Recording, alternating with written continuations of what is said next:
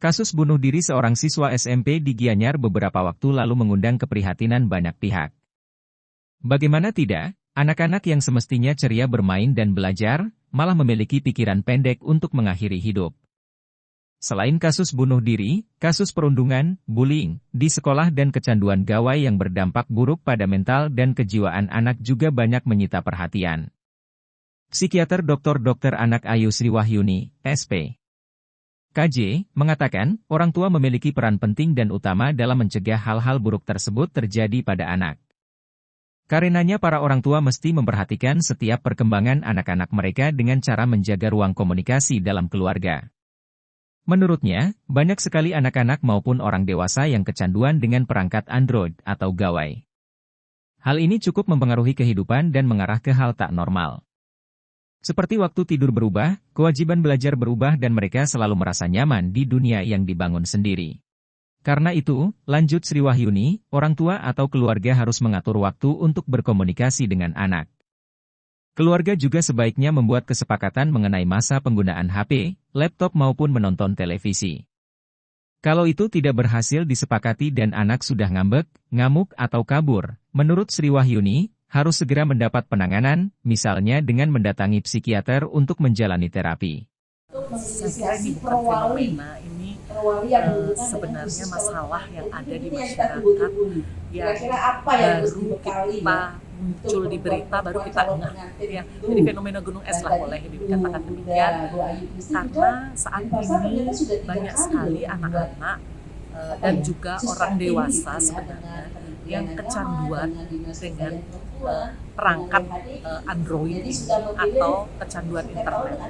Dan dampak kecanduan internet ini mungkin dulu kita dengar itu di luar negeri, sekarang ada di depan kita.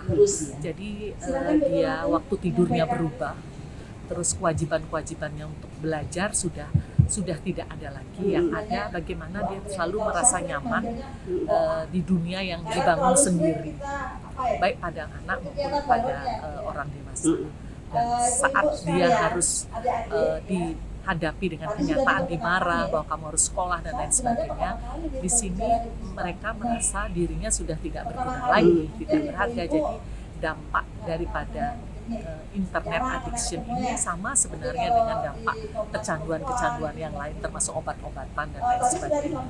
Yang orang tua, keluarga, ketika kita mengatur screen time di rumah.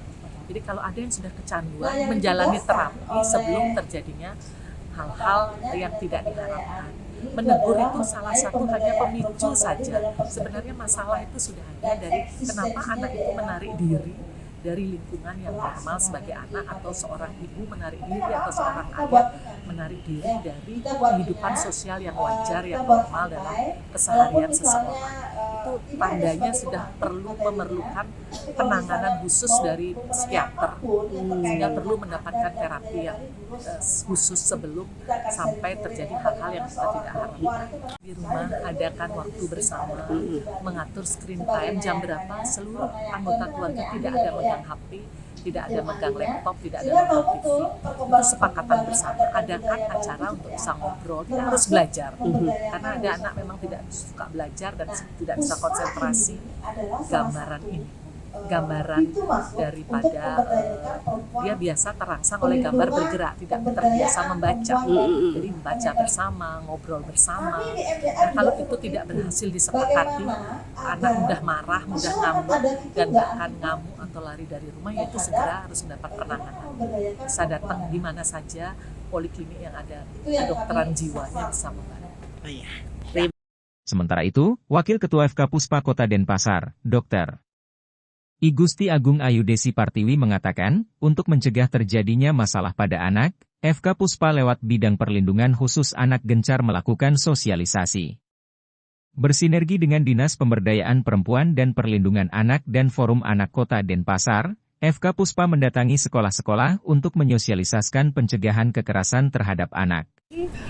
Jadi kebetulan di Puspa itu kan ada salah satu bidang kita, itu ada perlindungan khusus anak. Nah, kalau perlindungan khusus anak itu kita selain sosialisasi, yang sosialisasi itu ada untuk anaknya, untuk perempuannya langsung. Jadi kita ini bersinergi dengan dinas. Kalau sosialisasi ke anak itu biasanya kita go to school. Dan itu biasanya kerjasama juga dengan forum anak. Jadi bagaimana kita mengantisipasi adanya kekerasan atau bullying, yang macam-macam kekerasan yang ada di sekolah misalnya.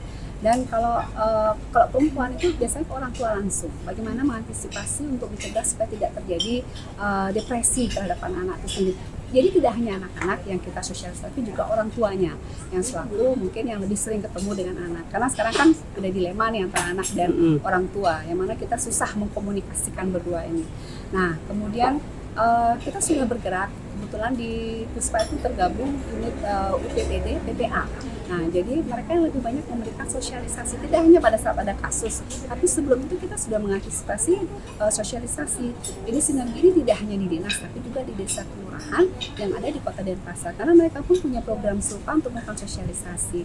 Jadi di situ orang-orang yang ada di dalam Puspa ini, mereka tuh orang-orang yang memang bertalenta, yang memang dia di bidangnya masing-masing. Jadi ada psikolog, ada psikiater juga. Jadi kita kerjasamanya dengan mereka untuk melakukan sosialisasi keliling desa, lurah, dan sekolah juga. Iya, gitu.